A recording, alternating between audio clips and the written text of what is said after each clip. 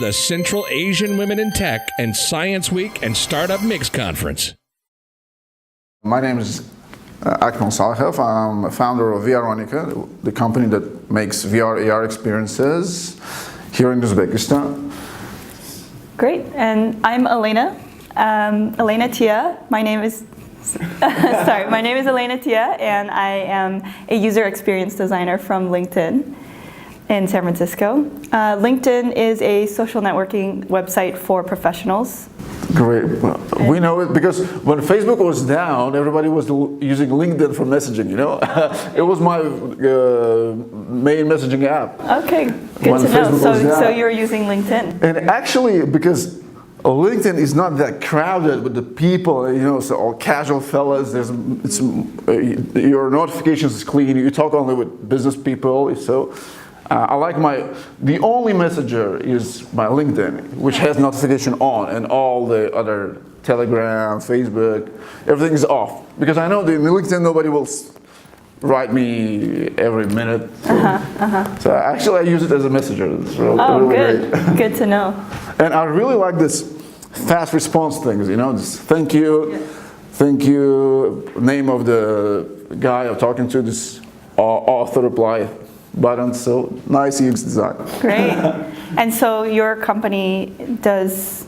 And our company, actually, we're trying every year to make our own game, VR games for the VR headsets, but still when we run out of cash and we do some casual services for big companies in Uzbekistan, for real estate companies, maybe other companies, VR video, anything related to virtual reality, mostly content creation. So kind of off topic, we should talk about design, I guess. And so LinkedIn, I think it's all about design because you just think about every page, every tab, and it's a bit more complicated than Facebook, right? Because there's more stuff going on in LinkedIn compared to Facebook or other social platforms. With LinkedIn, we do have different sides of the business. So one is the consumer experience, and the other is the enterprise side of the business. So from a consumer perspective, it's the LinkedIn profile that you were probably aware of. It's the free product. It's the news feed and the ability to post content and also look for jobs. And so on the other side, we have the business aspect of it. So you have recruiters who are looking for candidates applying for jobs. So maybe that's the part that you're referring to, that there's another part of it. And the way that we design great customer experiences is by really understanding our users. It's really important to figure out who is your target user, and in order to understand what to design for them, you need to figure out what are their difficulties and pain points. So because there's two types of users on LinkedIn, the recruiters, the business, and consumers, you have kind of crafting two types of UX, right? So yes. Because they have pretty different experience. Yes, and there's actually more than just two types of users, because in our enterprise side of the business, we have marketers, salespeople, recruiters, and people who are learners or in a company organization trying to set up the learning environment for their employees. So we have all these different user types, but every business focuses on one specific target user. And the best way to understand your user is to do user research. And in the best case scenario, you can hear directly from your customers or users' perspective by interviewing them, watching them in their environment, whether it's at work or at home, wherever they're using LinkedIn or whatever product you're trying to design. And the best way to get this feedback, if you cannot be there in person, is to try to do some call with them. You can get a lot of answers just by talking on the phone or Real talk. setting up The real talk, I Yes. mean, not just emailing them. So yes, or setting up a video conference call. You can even use Skype to get some really valuable information from your users. Great. And what is designed for you? We can just take the LinkedIn for this example. So, because it's a nice question about what is design actually. So, what is it? Yeah, so I think a lot of people, well, let's just say that design is really a creative way of problem solving.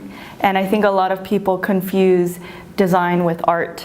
A lot of people think, oh, just because I like to draw or paint or do artistic things, then I can design. But this is because I have great illustrators, sorry for interrupting, that make horrible design, but they make awesome characters. But if I ask them to do one UI, it's impossible. Yeah. they ruin it all. Design is oftentimes confused with art. I can say that good design sometimes may be artistic, but art is not always design. And the reason for this is because when you are creating art, art is for the artist. So I have some personal feelings and expression, and I want to express it in some form of... Just for me. Just for me. I don't care about others. Exactly. And so design is different because it's for the end user. So if you are my target customer, I'm designing for you. So it doesn't matter what Art for the masses. Something like that, but really depending on who you're trying to build this product for, right? So yeah, as a designer, you have to put away your own thoughts, ego, and your ego and your biases, and you have to really empathize with your end user and try to understand what is their pain point and what is their problem. So if I'm designing a medical device, maybe I don't know, I'm not a doctor and maybe I don't work in a hospital, I can't just make something artistic because I like it. It's not going to solve any problems if it's for me, right? Yeah, even if this great button will be looking great, but it's just not I need to understand... Takes a lot of space on the machine, for example. Right? Yes, and actually a lot of medical devices are not well designed.